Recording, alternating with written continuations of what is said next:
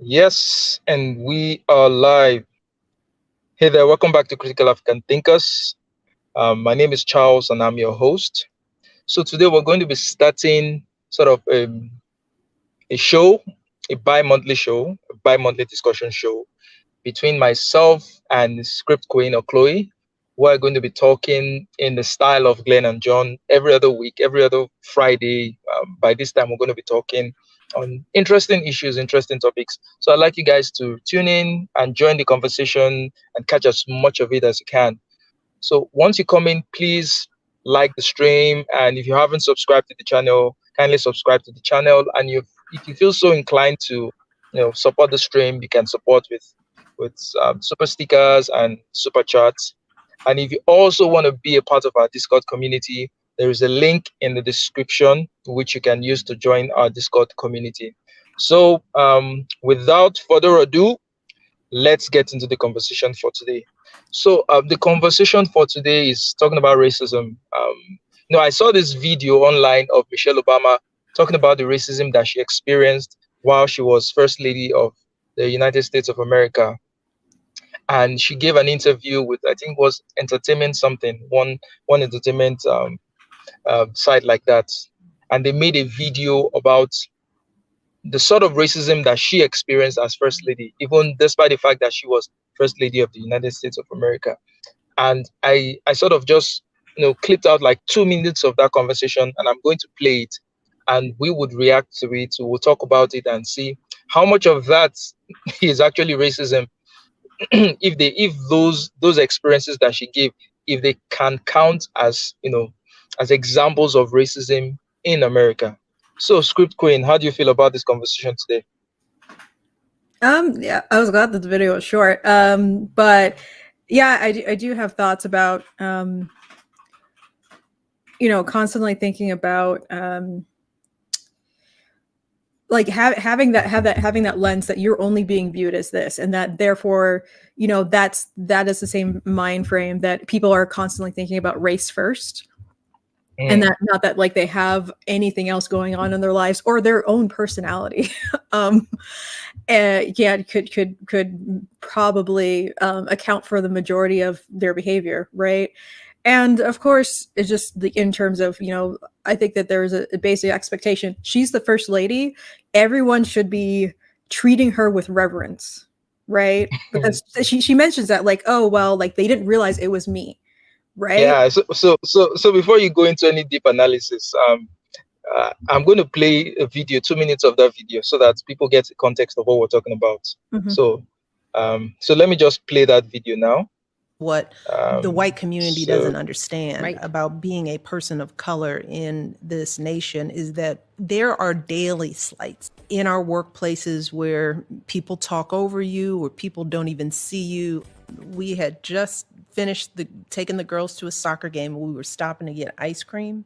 And I had told the Secret Service to stand back because we were trying to be normal, trying to go in. There was a line. And once again, when I'm just a Black woman, I noticed that white people don't even see me. They're not even looking at me. And a white woman cuts right in front of us to order, like she didn't even see us. And the girl behind the counter almost took her order. So I stepped up and I said, "Excuse me." I said, "You don't see us, four people standing right here. You just jumped in line." She didn't know it was me. All she saw was a Black person or a group of Black people, or maybe she didn't even see that because we were that invisible. People will come up and pet my dogs, but will not look me in the eye. They don't know it's me. That is so telling of how white America views people who are not like them. We don't exist. And when we do exist, we exist as a threat. And that's exhausting. The only thing I can do is share that does hurt. Because if we walk around pretending like it doesn't hurt, the perpetrators just say, "Oh, I was just joking. It's just politics." It's like, no. That changes the shape of a person's soul. We got on Air Force One, and when I got on the plane, I think I sobbed. You did? For 30 minutes. And I think it was just the release of 8 years of trying to do everything perfectly. My girlfriend group, while it is diverse, it has been so important for me to have Black women in my crew throughout my life professionally, because there's just a certain relief that comes when you don't have to walk into your friend group and explain yourself. Yeah, so A Chloe, lot. that's the video. That's the part I was able to clip out for this conversation. So there are certain points that I noted out that I'd want us to just talk around. And the first point I wanted us to talk about was, she gave an example of daily slights as an example of racism. That one thing white people do not understand as a Black person is that there are daily slights. And one of the examples that she gave us as a daily slight is that people talk over you. What do you think about that? Do you think that's an example that's something that can count as an act of racism against a Black person, where people just talk over you? So the assumption in these things, they don't see you, whatever. When they say that like the Black people experience this and white people don't understand that we experience that, they're making the assumption that white people don't experience that either. So like if there like is, I mean, you even see, like, I've seen white women explain of like there's a video about from Fresh and Fit talking about a 50-year-old woman who says, "I'm invisible to men," and she's a white woman, so she experiences feeling invisible. But because we're not, like, she's not a quote unquote part of an oppressed minority, except probably being a woman, she's never going to think this is a slight that white women feel, or this is due to my race. And so this idea that I'm only experiencing this because I am Black, and that if I were white I would never experience this, or I don't experience this, I think that is inherently just kind of flawed thinking. Because again, like, so many, like, there are so many diverse people in the world that one, by the way that they present themselves and that they interact with the world, they typically tend to get a particular type of reaction. And if, especially in this context of, and she even said, like, well, when we are noticed, we're perceived as a threat. So one way that some people, black people, compensate is to make themselves seem as least least threatening as possible. So they make themselves small, right? And then what happens when you make yourself small? You don't get noticed. So either way, they're painting themselves in the corner where they're always experiencing racism, because they're pinning the way that they're choosing their behaviors purely based on race and the perception of what they think the other person wants and how they want them to behave based on race. So like, it's, when they don't want to get noticed because they feel like they'll be perceived as a threat, but then when they get ignored, when they're not perceived as a threat, they want to be noticed. So it's I'm conflicted. Like, it's conflicting in itself, because what does she want? She wants to simultaneously be noticed and treated as what? If she's not, like, she said she didn't want to be noticed as like the first lady. She wanted to be noticed as, like, how, in her head, what was the ideal interaction? What if that ideal interaction would have been? And also, like, if that had happened to a white lady, of like someone cutting in line, you would just say that lady who cut in front of you is rude. So does she want a world in which inherently rude people are just never going to be rude to Black people, or they're just never going to be able to express that part of themselves? I think that's a little bit unrealistic. So when she's made that point about one thing that white people are never going to understand in America is the daily slights, I was like, so daily slights in America is something that's unique to Black women, or to Black people. I thought that anybody could be a recipient of any sort of daily slights, because it's a human behavior. People are simply just terrible. Like the woman that caught in front of her. The, what comes to my mind is that this is a rude person, and this happens to people all the time. Even in my country, it happens. Even when you're driving, people cut in front of you, and they do it so rudely, as if it's their rights. Their right to do it. You get. So I really did not get how that was an example of racism. I was actually, when I went to that conversation, I was actually expecting to see something like, oh, something was really, really vicious, something that was terrible, that despite the fact of their power and their position and privilege in society, as a black person, they were still going through those things. But I was sort of frankly disappointed by the examples that she was giving, because it was just so generic. It is something that could have happened to anybody. Because how do you know that white people don't go through slights? Because she said one thing white people are not going to understand in America is that um, there are certain slights, people talking over you. It happens all the goddamn time. Some women can even claim that it's sexism, that when a man talks over them. So which is it? Is it sexism? Is it racism? Is it which is it really? Right. And I guess that's in the intersectionality of it. Like, you don't know which car hit you, right? Is it sexism or racism? But like, I just want to press the part. It is the how, because people are so conscious of this, they modify their own behavior, and modifying their own behavior in order to get people to respond to a certain way. And there are both pros and cons to that. By making yourself appear very, very small and very non-offensive, that you're very, very passive, what are more dominant people are going to do? They're going to talk over you. They're going to cut in line. And this can happen for white and black people or Asian people. I mean, I think that, I've heard of stereotypically, like, because Asian people are viewed as viewed as very passive, they complain that they're ignored a lot, or that they can just take it and they're just going to move on and not care.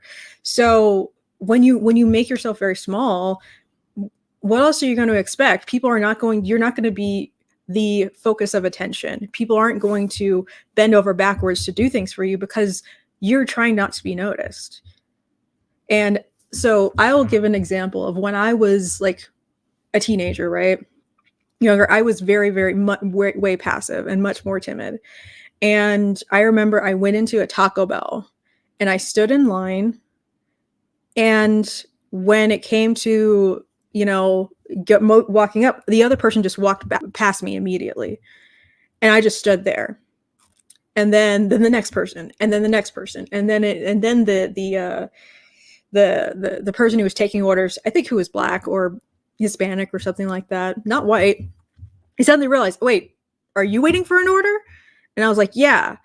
And then he's like, oh yeah, okay, take your order. But I had a sense of, he had in his tone, he was expecting me to speak up for myself.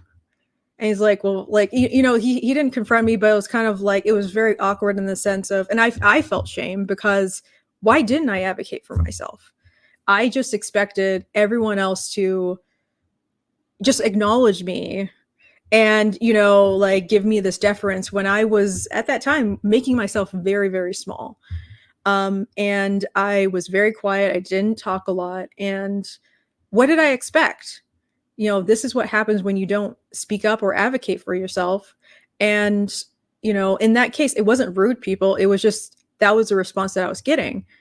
And, and I can't just paint everyone with the, bucket, like with the broad brush that they're all rude, because I kind of did this to myself. But in the situation for Michelle Obama, she did speak up for herself, and that lady was still, it sounded like she was just a rude lady. And to make the assumption that she didn't apologize because she had negative feelings about black people, and she didn't look her in the eye, that was another statement of, oh, like, they don't look you in the eye. They don't look you in the eye. It's, like, half of the population of people, half are they're introverts and extroverts. Not everyone wants to look strangers in the eye. And especially if you're not going to have, like, any type of relationship or interaction beyond that. So also why she's focusing on, you know, people looking her in the eye also strikes me as a bit odd, because in some places looking someone in the eye is a sign of aggression. And it's all of these expectations that she has when you put them all together of what would happen or what should happen if there wasn't racism involved, makes a very unrealistic situation, and honestly kind of confusing to me, because even white on white interactions I don't even see happening in that way either. But there's, from a Black perspective, there's a perspective that it's like the grass is always greener on the other side. You know, it's like that, you know, SNL skit where Eddie Murphy, he pretends to be white, and as soon as the last Black person gets off on the bus, the whole bus literally has a party complete with cocktails. It's a perception of a type of fantasy world that white people must experience, but they're keeping hidden from that. There's a party that they have amongst themselves when we're not around, and that we just want to be a part of that party, but we've never seen it. But we're projecting all these ideas onto it, when I really don't think that happens. Like, it's not like two white people aren't going to have an inherent camaraderie just because they're white. Not in the way that maybe, you know, yeah, if you're feel like you're a minority and you haven't seen another Black person in a while and you see one and you do that head nod.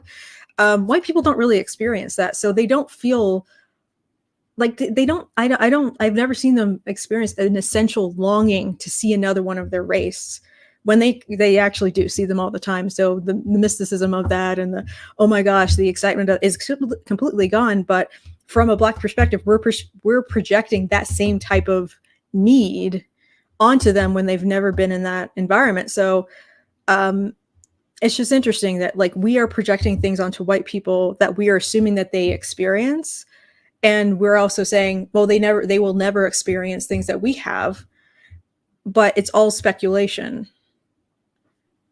Yeah, and now something that was really interesting, that something that struck me in this conversation when she was talking about the interaction with that brute woman. She said that when she confronted the woman, she was like, "So you don't see us as people? You don't? I don't get how she jumped from someone cutting in front of her to that person doing it because they don't see you as a human being. I really did not get that preference. So was this lady cutting in front of you? How are you sure that this lady is cutting in front of you?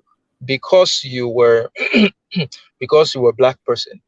When I listened to that conversation, what I saw was that Michelle was just pissed that she wasn't recognized. I think it was a power Yeah. thing. I think she was pissed as hell that despite the fact that she was the first lady, people did not recognize her to be the first lady. And it was just it was a power move. It wasn't a race move, it was a power move. And I get that anybody can feel slighted in that way, but to spin it to be a race thing, I just think it's a bit disingenuous. Yeah. Yeah, it's almost so. It's even with the setup of it, right? I think that she how she said they just came from a soccer game, and then she told the Secret Service to hold back, and so they can appear like a normal family. But she still wanted them to be acknowledged as the first family, but the first family is so humble that they're acting like a normal family. So I think in that way, she wanted to be recognized as the first lady, but also the credit that she's trying to act like a normal person. But in this scenario, she didn't get what she wanted. She just got treated like, well, they didn't recognize her, and so she got treated like a regular civilian. In the Exactly. fact of, you're no one's going to point you out as special. They're not going to, like, wow, like, you see four Black people standing in a line, it's like, oh my gosh, you're so brave for, like, acting like normal families standing in line for ice cream. Like, no one's going to give you props for that if they think you're a normal family. So they're not going to notice you, obviously, because how many other families on that Sunday evening after, on that Sunday evening are also going out to get ice cream with their kids? It's normal. It's absolutely normal. So they're not getting the credit because they are an extra extraordinary type of family. And as regards people not seeing you, my wife always chides me all the time when I'm driving, because neighbors can be waving at me, they can be greeting me, but I'm so focused on where I'm going that I don't even see them. I almost don't pay attention to people when I'm walking or when I'm driving, because I'm always thinking, I'm always in my head, I'm always in my thoughts. So supposing I was a white guy and my neighbors were black and that kind of interaction happened, would it be okay for them to just assume that I was being racist against them, that I was ignoring them on purpose, while it was something entirely different? It wasn't the case that I did not want to interact with this person. It wasn't the case that I was ignoring this person. It's just that that's the way I am. So Yeah. in that situation, I don't know, these human tendencies, these nuances that surrounds human interactions is as if it's distilled singly into discrimination, into racism, and now this is not me saying that racism is not present anywhere, it's not present in America, but please, for God's sake, I need to be able to see, as in when people make these claims need to be substantive. If not, it will just make it seem as if racism is a child's show, as if it's not a big issue. When you say something like this, someone not seeing you, or someone petting your dog and not looking you in the eye. There are people that can do that. They just pet your dog because they're attracted to dogs and they like Yeah. dogs, and they go their way. It has nothing to do, may have nothing to do with the color of your skin. So yeah, so actually I've seen many like little comics of the like, it's like, it's self-insert. The comic, creator is, has a little cartoon version of themselves, of them having like interacting so deeply with someone's dog and never looking at the owner. And in these comics, they're both white, or they're both the same race, right? And so like, and they joke about that, like people who love dogs so much joke about how they like to interact with dogs more than people, to the point that they don't acknowledge the owners. And when she mentioned that, she's like, oh, how dare they do that, it's because I'm black. And it's like, no, it's because they like your dog. They like dogs more than people. And it's again, like when you're so obsessed with these things, it's like, when the thing, you know when you're a hammer, all of your problems are nails. She is exclusively thinking of herself as a black woman, so therefore all of her problems that are nails has to be racism, instead of, they're just some weird people that just want to, there is literally a podcast that's called Can I Pet Your Dog, about people who love dogs so much they just like talking about dogs all the time. And to acknowledge that, like, this is completely outside of race, this is like a person's personality and their hobby, and it's like, people can't be individuals, they can't have their own perspective, have their own issues, right, have their own quirks, that they know you have to interact with me on the basis of being black, and either it's going to be a positive interaction, like, or a negative interaction, and both are based on the decision of being of race. Like, or if you interact with me neutrally, then I guess you're viewing me not as a black person, but like at the end of the day, like, they still want to be seen as a black person. They still want to get all the social benefits of being recognized. Like, she wanted to be recognized as the first lady, trying to be normal, but like, they want their cake and to eat it too. At the end of the day, like, it's because it's boring to not be recognized as what you think makes you special, and you get frustrated. But then when you do get recognized and maybe it's not what you thought it would be, oh, racism. Yeah, and this brings me to the point of where she said that she was exhausted of constantly trying to deal with all these slights, and like the point you made, when you have a armor, a an armor or something like hammer, all your problems become nails and all that. When you are consumed by racial ideology, or when everything around you is racialized, it becomes exhausting, because if you are interpreting every negative interaction through a racial lens, it is going to be really, really emotionally draining on you. And it is nobody's fault but yours. I mean, the conversation I had with Kimi Katiti the other time, and she talked about when she was Mhm. picking up all those CRT ideology, and it literally was making her sick. Like she was becoming sick because everywhere she was seeing microaggressions, everywhere she was seeing slights that she was interpreting as racial slights. So it just made her life hell. It made it a living hell for her. So I don't know how much of this is performative for Michelle Obama, whether or not she's truly going through those Mhm. angst of the exhaustion, or she's just saying it to, please the woke crowd as they normally do.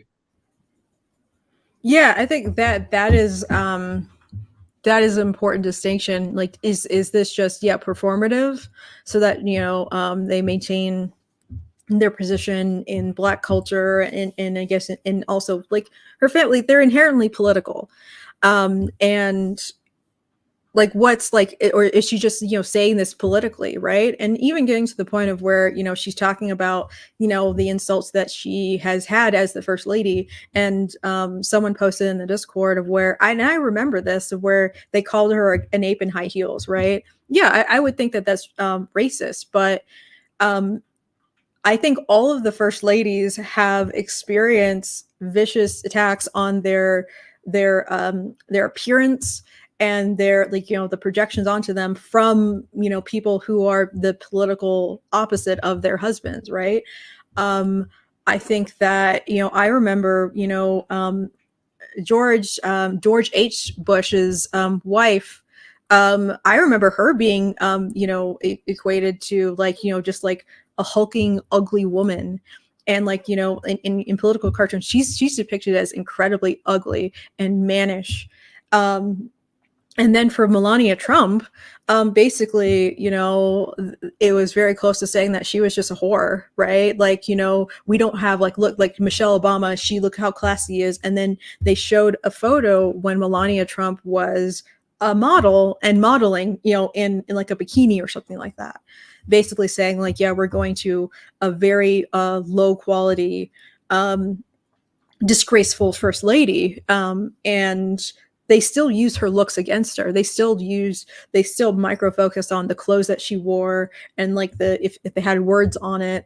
And and I do believe Michelle when she said, like, when she got on Air Force One that final time and she cried because of all the pressure that she had to do to be perfect. Who's to say that all of those other first ladies did also didn't feel that pressure? I wonder, like, how what like Melania Trump was feeling, right? Like, her kid was ridiculed for, like, like having autism, and like she was ridiculed for what she wore. Her modeling career, that basically Trump was just her sugar daddy. That she is just like, she's a low quality woman, and and not classy enough. And so, like, how did she feel? Like, it seems like when there is a lot of controversy around the husband, the wives are trash. Even for Ben Carson, he never made it. He didn't make it in the presidential race, but I remember them trashing her looks because, for religious reasons, she doesn't wear makeup, and so they were criticizing that she didn't look as good as the other wives. But the thing is, anyone who is in politics will know what the game is. That politics Mhm. is a dirty, nasty game, and that people are going to get mean. So, and people are going to look for things that are very specific to you just to be mean to you about it. Yeah. So, even if we could technically say that they calling her a hip in high heels is racist, but I won't be surprised. Anyone could see it from miles away that you are a politician. They're going to look for something to insult you by. They're going to look for something to to just call you names by. That's it. That's a given. You understand?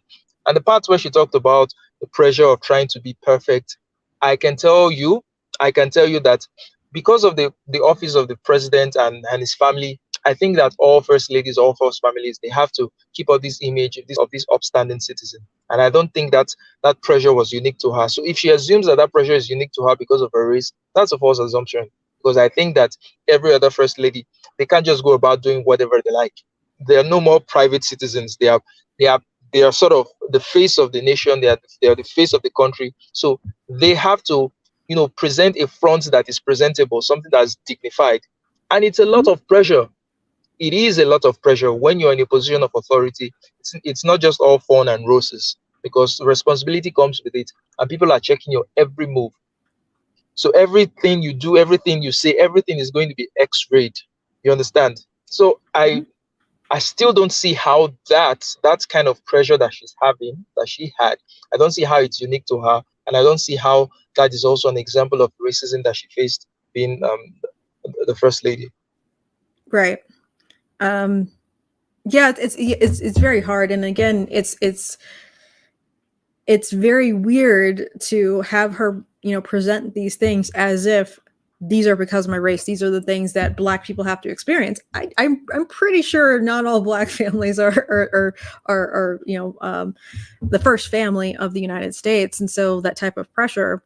And even going back to things that, like, when she's trying to start things of like, okay, normal Black people, right, or the slights that you feel every single day, like people are talking over you. I already mentioned, like, if you make yourself small, but like, oh, you have slights every single day, if you aren't constantly, in that victim mentality, like, you can easily have just as many of those slights and problems all the time, and you just don't it doesn't stick in your head as to fit into this narrative, or you don't think about it long enough for it to be something to waste your time and to figure out what was the deal with this person, right? And like, maybe you don't care, maybe like you're able to do your own thing, and to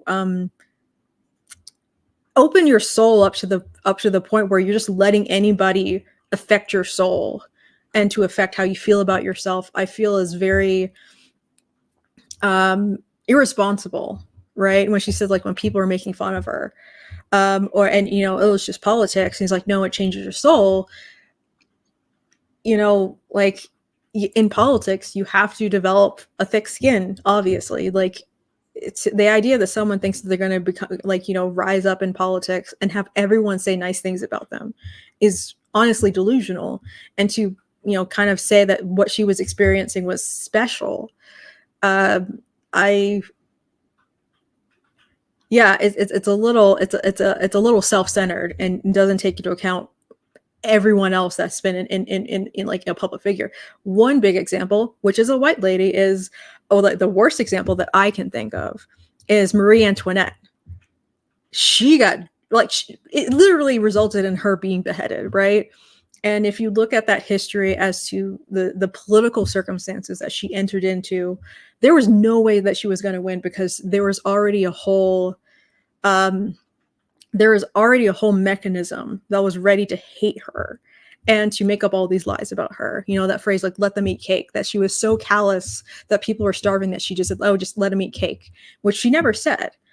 And there was whole scandals that they wasted all this money on buying this jewel that she wanted, which she never actually bought, and all of these things, and how she was the person that was ruining things, and she was the source of everything wrong with France, which would justify the French Revolution and the wave of beheadings and everything like that. Like, that's the absolute worst case scenario of what can happen, which I think it was also, probably xenophobic, because she was Austrian and she wasn't really French, and she really didn't speak French that well. So she was an outsider. So there is something to being an outsider and then being in the public light in a position that is tied so strongly to national identity.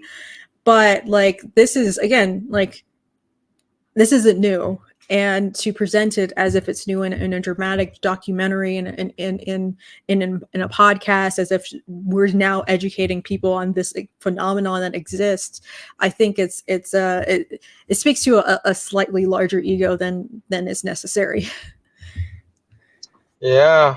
So if anyone would like to call in to the show, and maybe we don't know what we're talking about, maybe we're wrong, maybe our analysis is wrong, or maybe you agree with us and you want to call in, so just call into the show and have a chat with us. It's going to be sort of a very short stream, and we're not taking more than 1 hour. In fact, we might even end it before an hour. But call in if you'd like to call in. Chloe, about the last point that I noted that I want us to talk about was when she talked about how important it was for her to have Black female friends. I mean, those were her crew. Those were the people she she depended upon, and all that. Now, if Michelle Obama was a white woman, and she said something like that, do you think that it would be as tasteful as it sounded when she said it now? Do you think that it'd be? No, it would yeah, the funny thing about that is the closest thing I've ever gotten to a black female crew and is having a bunch of trans women, like trans female friends, and one of them, yeah, was black, so she technically was a black trans woman, or no, more than one, yeah, a few of them, and then one of them was white, but she liked to talk in like an African American vernacular English, like when we're all talking and everything like that. So that's the closest I've ever had, but that was like, a short period of my life. I didn't have that in college. I don't have that in my professional life now. And I just thought that it was just kind of funny where they're painting themselves in a corner and limiting their outreach and how they network, because they're not willing to see other people who are not like them as like them, right?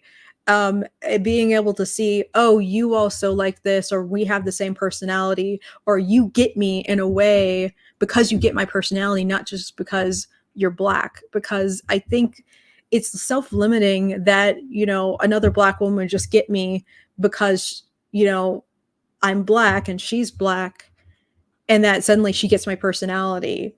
But that's not going to be the case. Or even the things I deal with daily, completely disregarding the fact of, I don't think my life is, I don't know, like cookie cutter, or like, not everyone's life is exactly the same, and their home lives are different, their jobs are different. And so like even the intersection of those two, irregardless of race, you're not going to have people who are going to have the same problems that they, have every single day.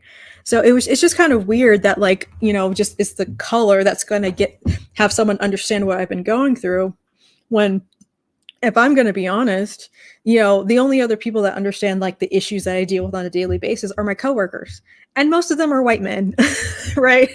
And so like, if I talked about like my daily problems with a black woman, it wouldn't mean anything. We'd be like, what does that mean? Or they would try to propose like or not saying all black women, but if I'm having a relationship with a person on a racial basis, so they are going to project the interactions that I have are due to my race, they're going to give me the exact wrong analysis and solution to my problems that are probably not going to make my problems even better. And hey, Steve. And so like, even so, here's something that happened, and this is something that I have been dealing with at work. And I have been trying to get questions from this organization, right? And they've ignored me. Yes, they've ignored me. I have experienced being ignored at work. But talking to other people, I asked them this question. They're like, oh, they ignored me too. And he's like, and you talk to them, oh, they ignored me too. Okay, this organization, or the people who work for it, are just rude, and they just are like, and this is the pattern that they deal with. So in dealing with, yes. So Chloe, you're playing for the other team. You're a woman, you're playing for the main team, and you're black and you're playing for the white team. So that's double for you. Why are you playing for the other team? It's awful. It's awful. How can you tell me that the people who understand your problems more are white men, not just men, white men? Chloe. But the thing is, it's like, it's people in my department, because that's how we identify at this point. We identify by our department title. And someone even told me of like, oh yeah, if you're going to join this, if this line of work, get a dog, because no one is going to like you. And so it's like, we are I'm more so identifying not by race, not by gender. We are identifying by our function, our group title, what our mission is in terms of our department. And if I were to distance myself from the rest of my coworkers because there's no other black women on the team, right? Then I'm shooting myself in the foot, where I can't get anything done. Like, if I have to have a black woman to talk to, in order to get anything done, it's going to be a hard road.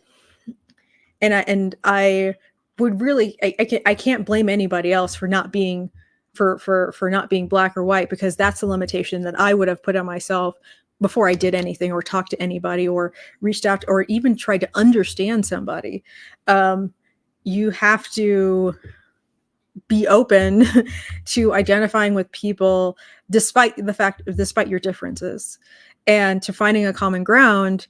And like, this is something I have to do in my role as, my department, right? Like, my department is kind of notoriously just viewed as thing that slow downs the process. We're Debbie Downers. We poo-poo on everyone's things, like, you can't do that. We tell them no more than we tell them yes, and we just give them nonsensical instructions of how to do things, in which they get really frustrated with our department. And what I'm trying to do in my job is to break that boundary of, no, I know what you're dealing with, I know how to fix this, and I'm trying to build bridges in that sense. And it is similar in when we're talking about building bridges in terms of racial type of stuff. The same thing happens with, like, software developers don't like QA people, or they don't like cyber people, or they don't like these other people in these organizations, because they have their group, they do their work, and anything that interferes in what they want to do is an outsider. And these dynamics work in the same way. It's just that it deals with, like, job titles. And it's kind of weird that we've crystallized, like, race as something. Race displays a specific dynamic of social interactions that are absolutely unique to a racial context, when that's not true. Yeah. And so one thing I got from that analysis, that she always tries to surround herself with black women because they would understand her. If I was to look at it from a very functional perspective, I would say that, okay, maybe what she's saying is that the most significant problems that she gets to face in her life is racism. And since the other black women would go through similar problems, then they would be able to relate easily with her problem. But the question is it true that the most significant problem that Michelle Obama would have to be dealing with is actually racism? Because if that's not the case, if racism is not the most significant problem, it means that you having a black friend really doesn't do so much for your other life problems. You understand? It doesn't mean that having a friend that is of your race means that they're going to be upstanding friends. It doesn't mean that they're not going to be shitty friends. It doesn't mean that you're not going to have a friend that will stab you in the back, or is going to gossip about you, or to do all manner of things that some friends do. It doesn't mean any of all that. But if you can see it in the context that race or racism is the major problem that she is facing, then I can see how it's easy for her to say that a black woman will understand me more than maybe a white woman in this regard. So what do you think about that? Do you think that that was the major problem that she was facing? Yeah, I don't think race is the major problem that she's facing. It's being a public figure, period. I think that's probably her biggest problem. But yeah, like, if that's your diagnosis, but I think that a big component of that is that they want to interact with someone that will have the same narrative as them. Like, we all agree on these things being true. So she wants to have social interaction with people that are never going to question those things, who are never going to, like, call to attention, is this really true? Or is this, maybe this could be something else? Because if she had a white friend and she said that statement, right? And then the white friend's like, oh yeah, I had that happen to me the other day. Yeah, like this rude lady cut in front of me. That breaks the illusion that it's racism. Because if she's just talking with another black friend and she also had that experience, like, oh yeah, see, it's proof positive that this is a racist problem. But if she is talking to a mixed race group of friends, it will break the bubble that they just have a tendency of interacting with very rude people, and that's not fun. Well, that's not a narrative that you can do anything with. Yeah. So if you're just joining the conversation, we're talking about a video of Michelle Obama detailing the racist experiences that she had as first lady. So we played the video earlier for context for us to get an idea of what she was talking about, and we've about touched most of the points that she talked about. So if you have been able to catch any form of the conversation and you want to contribute to this conversation before we end in maybe in the next 15 minutes, the call link is in the chat. You can call in. Maybe I'll just paste it again. You can call in and let's chat for a few minutes before we end the stream for today. If you haven't subscribed to the channel, please subscribe, and you can also just click on that like button. If you also want to support this stream with a super sticker or super chat, you can go right ahead and do that. So let's continue the conversation. Chloe, go ahead. I'm not sure exactly what else, because I have seen the sentiment of like being a Black woman, you're blah blah blah every day, slights, yada yada yada yada. And I read that when I was at work, when I was like the most senior person in my department. And I I've hired people, I've won grants, and like and also like the subordinates, I have like even to this day, I'm ranked higher than most of the white guys who are in my team. And but like this weird idea of like, well, if you're Black, that this happens to you. And it's like, I don't know, I don't really think that happens to me. And I don't think I was raised in a magical fantasy dream world either. And I'm trying to figure out like, well, Chloe, but Chloe, you're just an exception. This is not representative of the experiences of Black people. You're just an exception. How do you use your experiences to invalidate the experiences of millions of Black people in America? But the fact that you're ranked higher than the white guys in your department, that's just you. That's just one. What evidence is there to show that that applies across so many other Black people in America? But like, why would that have to apply to all Black people? Because it doesn't even apply to all white people either. There's no one group that it applies that type of thing applies to. And but the problem I have with that type of statement is that the sure, like the certainty that if you are a Black woman, 100% you are going to experience these things. And it's such a constant, because that's the argument, that it is so embedded in American culture. There's no way that you would ever not experience it. Right. And, like, I'm not the, like, I haven't walked through life in a way where I'm the only Black person in the room, right? Other Black people are in the room with me. And so I know that I'm not alone. And I also know that, I've seen, like, even when I look at org charts in my company, I see plenty of Black women in like C-level management as well. And Black men. And it's just interesting of this, trying to drive in this narrative that it's so overwhelmingly oppressive that there's no way we're never going to get this result. But like the only way, but I feel like it's a self-fulfilling prophecy if you're thinking of yourself in these terms, and you're thinking of how you constantly have to monitor your speech and your how you present yourself, and how the world views you. It's, of course, that's how it's going to be, so I think the statement should be changed to, if you see yourself as a Black woman first, all of these things are going to happen to you. Yeah, I think I would agree. But like at a certain point in like you at a certain point in your life, you kind of have to, like, you have to get over yourself on a certain level and just do what you need to do. Like, why, like, if I have to go to the store to get eggs, do I have to think about myself like I'm a Black woman getting eggs at the store, or am I just going to go to the store and get eggs? Right. And it's this constant obsessing over yourself and how other people see you is the pitfall. Yeah. So Steve has jumped into the conversation. So we're going to wrap this up in the next, say, 7 minutes. I don't want the stream to be more than 1 hour long. So Steve, jump right in. Hey, everybody. Hey, Steve. Hey. And so, I think this is what Dr. Mason was talking to about a little while ago, where she discusses that not everything comes down to race in an interaction.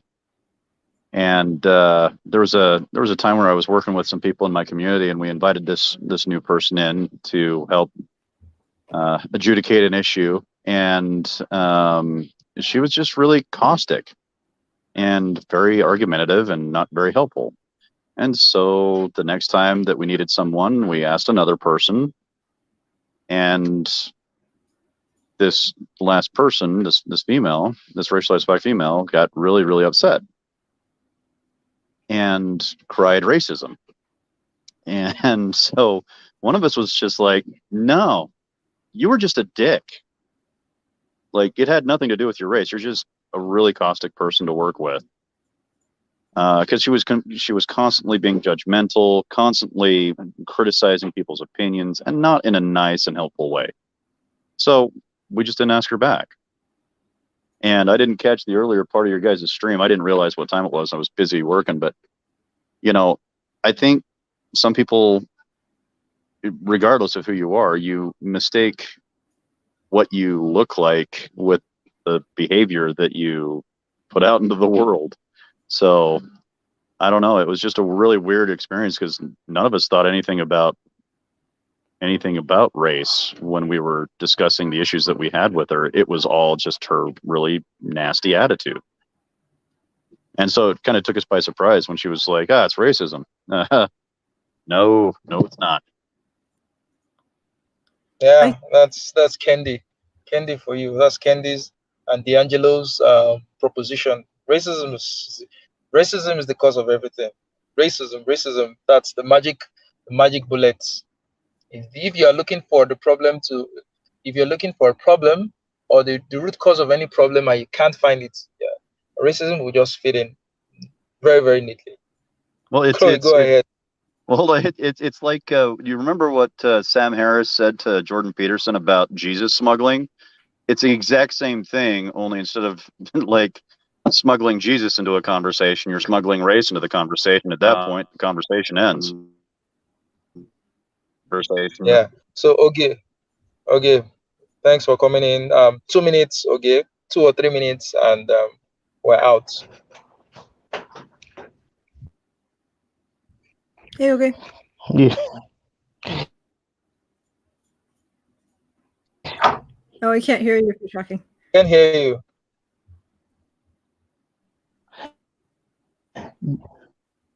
Okay, Chloe, go ahead. Yeah, I could just hear like maybe like you breathing in for before you say something, but Okay. yeah, it's like, oh, are you good? Yeah. Okay, we can hear you now. Go ahead. Chloe, Charles, how are Hey, you all Ogie. doing? Just be quick. Good. Some of my thoughts, you guys.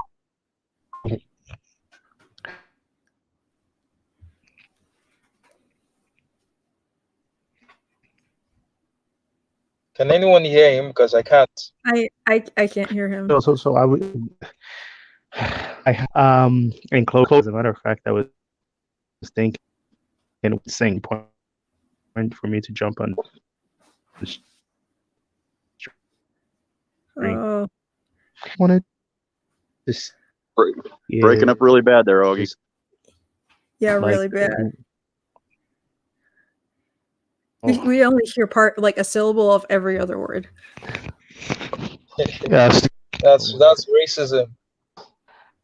The internet is racist. Broadband. Okay. It's another problem with 5G. Can you hear me now? Oh yeah. Okay. Oh, we lost okay for now. So Steve.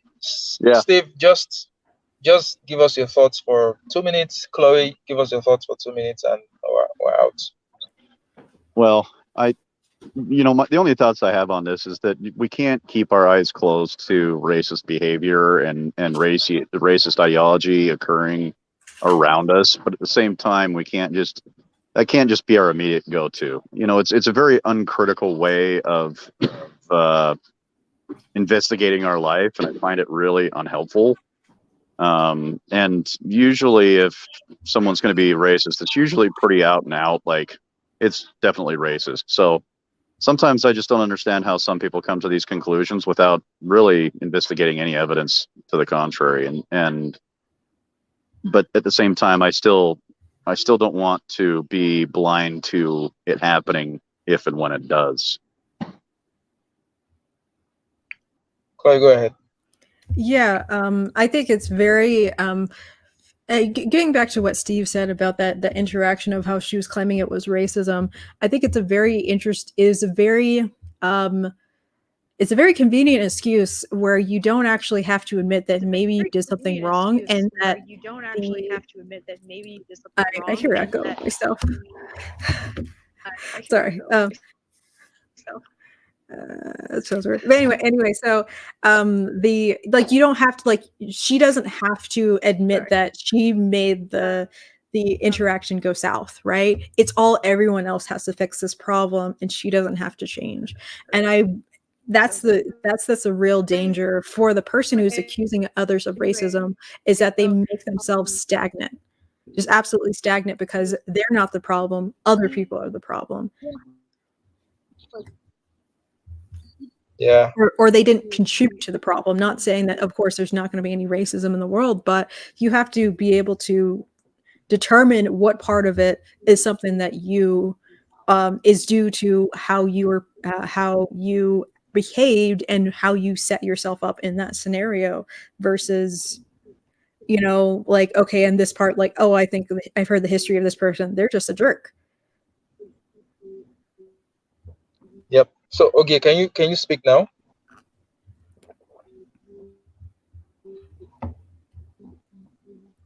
Oh, okay, still lagging.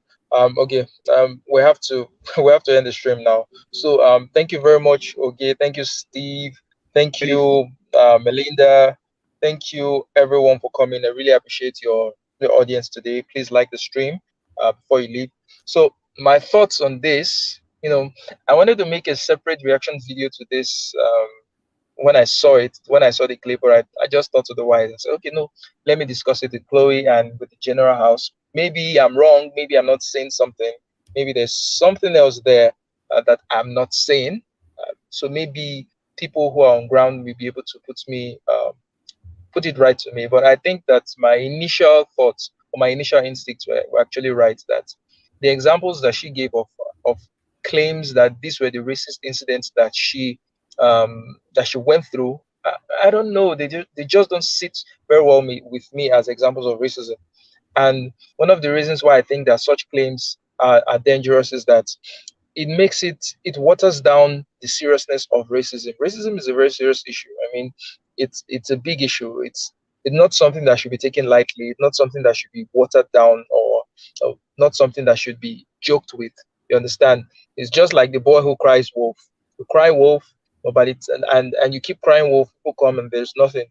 And then when the wolf finally arrives and people have gotten used to you crying wolf, and you start crying wolf now, they think that, oh, this is what he always does, and then the boy gets eaten.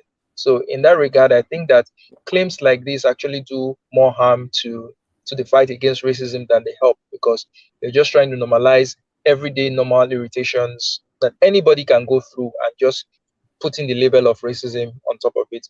So this has been a wonderful conversation. Like I said, Chloe and I are going to be having conversations like this every other Friday.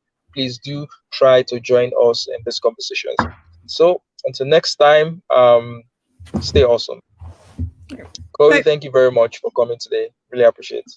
Thank you for having me. Yeah. Bye, guys.